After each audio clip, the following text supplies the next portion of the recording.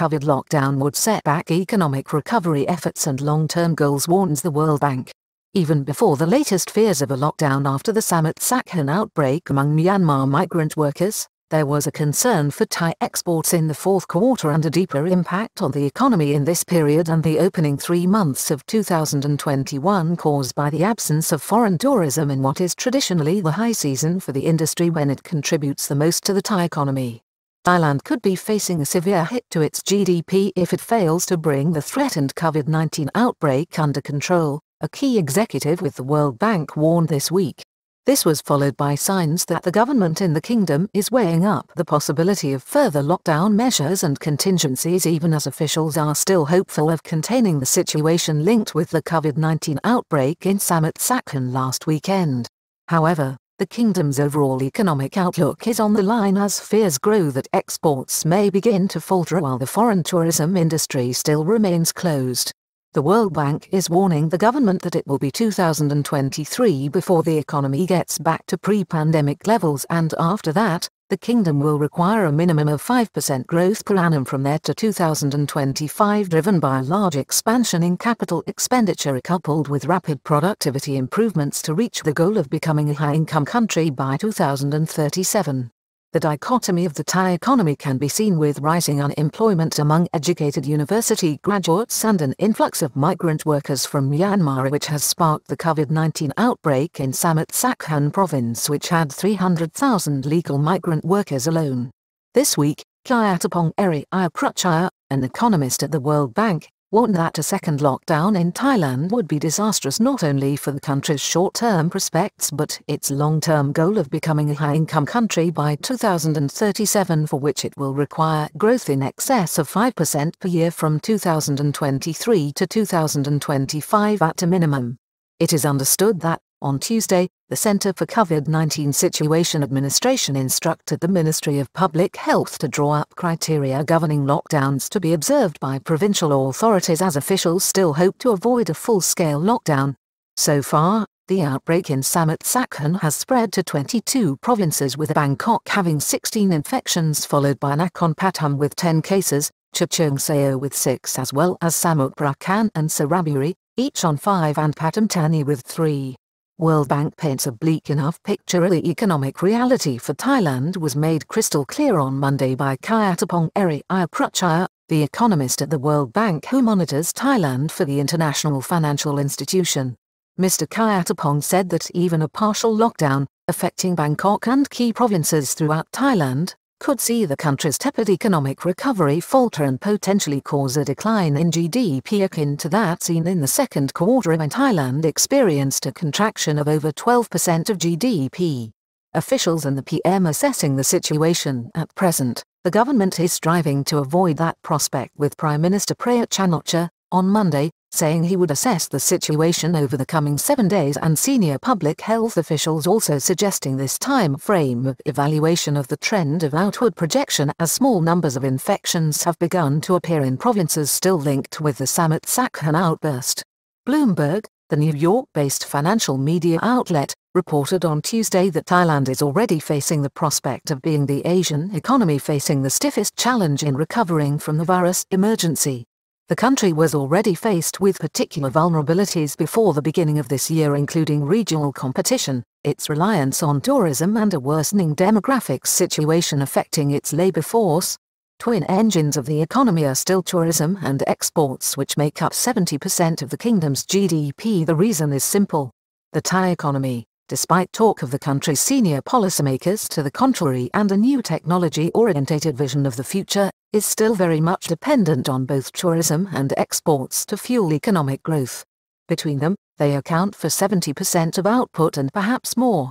The outbreak in Samut Sakhon among migrant workers from Myanmar highlights, also, another key and growing problem for Thailand, and that is a labor shortage to undertake manual work in the kingdom.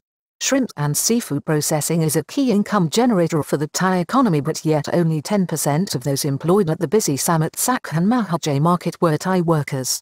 On Thursday, it was confirmed by Thai officials that there are over 300,000 migrant workers alone working in Samut Sakhon province, mostly from Myanmar. Officials pointed out that this did not include illegal workers in the province who are unregistered. Lowest level of rice exports into decades. Thailand also reported the worst rice export performance into decades in recent days, with exporters suggesting that part of the problem hindering their efforts is a chronic shortage of both export shipping containers and manpower to load ships. The president of the Rice Exporters Association, this week, Cheronleo Thamutus, admitted that, for the first time, exports from Thailand would be lower in volume than that from the country's key economic competitor both for trade and investment, Vietnam. Exports of rice are projected to be down 12% this year at 5.7 million tons valued at 115 billion baht.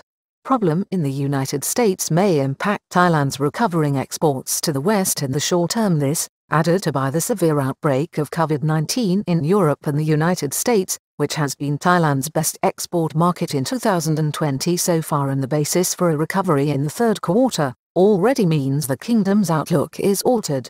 Exports to the European Union, which have already been extremely disappointing this year, may even decline further due to widespread lockdowns on the continent, while a significant strengthening of the baht from early November will also make Thai products less competitive.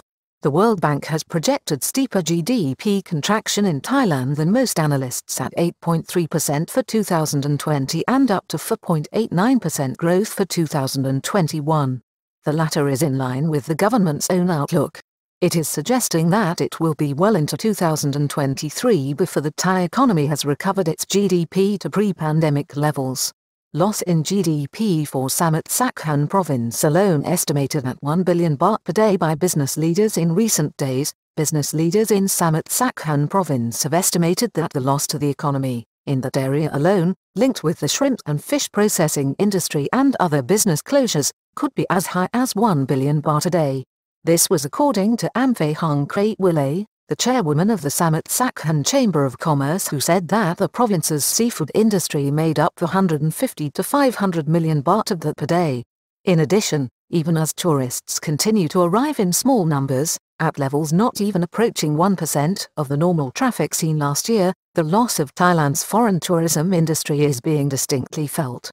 It has been estimated that Thailand is losing up to 8 billion baht a day in direct foreign earnings that normally flushed its way through both the official economy and the country's huge informal sector. Hotels reporting bookings at 30%. Hotels that are currently reporting a moderate improvement from earlier this year, based on domestic tourism, with reports of a 30% bookings rate, would normally be booked out at this time of year. The loss of foreign tourism will be felt sharply in the final figures for the fourth quarter and first quarter of next year, as the industry's net contribution to GDP and ancillary industry spin-off effects on areas such as retail, construction and the entertainment sector means that it accounts for up to 20% of Thailand's GDP in real terms, as opposed to the 11.8% calculated on a technical basis. Challenged from 2023 to 2025 is to record consistent growth in excess of 5% to achieve the goal. This means that the long-term ambitions of Thailand's economic planners are also being thwarted severely by the virus emergency. The World Bank now says that the country will have to move to beyond 5% growth per annum by 2023 and maintain momentum at this level growth through to 2025, at a minimum, to emerge in 2037 as a high-income economy. The 2037 target is the current official target laid down by Thailand's National Economic and Social Development Board. However, the World Bank, in its review of Thailand's economic situation, has pointed to a need for the government to double the level of capital expenditure and investment in the country's infrastructure and greatly improve the productivity levels of workers to increase annual incomes and expand the economy. Thailand's problems are declining demographics and competition. Its major opportunity is its position. A key challenge faced by the government is that the potential working-age population pool in Thailand is declining due to its demographics, which means urgent efforts are required to upgrade the kingdom's education system to fuel increased productivity.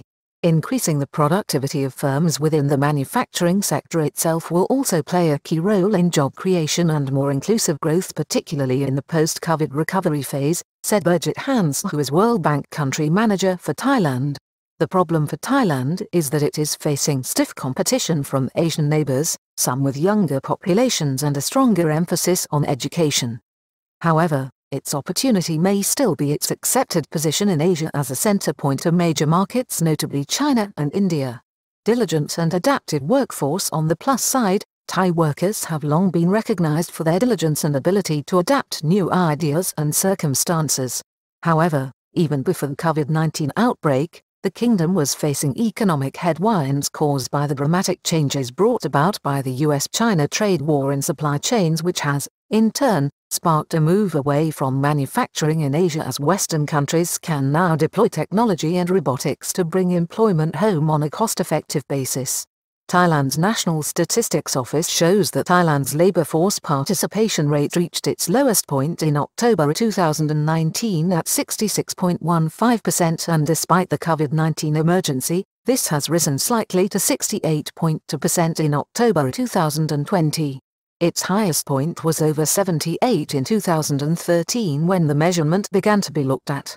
Half are still under 35 years of age, even with the negative effects of aging demographics and its potential for problems in the future. The majority of the Thai workforce is still under 35, with a greater concentration of 25 to 35-year-olds. The kingdom's average salary is 13,800 baht per month, which has been rising. There are 38 million people in the Thai workforce.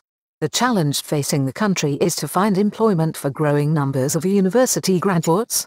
Problem facing university graduates. In 2020, UNICEF, in an August study, warned that there may be up to 300,000 Thai university graduates who cannot find employment due to the COVID-19 challenge this year, and this has been shown in the uptick in the unemployment rate among younger adults, which stands at 4.9%, or 7 times the national average. COVID-19 is expected to hit young people harder, who are at a higher risk of unemployment and precarious employment than adults. In addition to building a more inclusive social protection system for all, ensuring that young people can gain access to decent jobs will help ensure their access to some form of social protection, now more important than ever, said Bina Kutaparambil of UNICEF Thailand in August. Thailand's education system faces questions as disruptive technology takes away old-fashioned jobs. Clearly, there is a change occurring in Thailand being led by the younger generation. The question is, can the government deliver on the promises as Thailand attempts to leverage the country into a new, brighter economic reality? This is not just an aspiration but a necessity which cannot be avoided due to the effects of disruptive technology, which have already meant that young people are finding it more difficult to find suitable employment opportunities. A key problem is the country's education system, with Thailand lagging behind the OECD average in mathematics and science, and more crucially, other countries within the ASEAN community.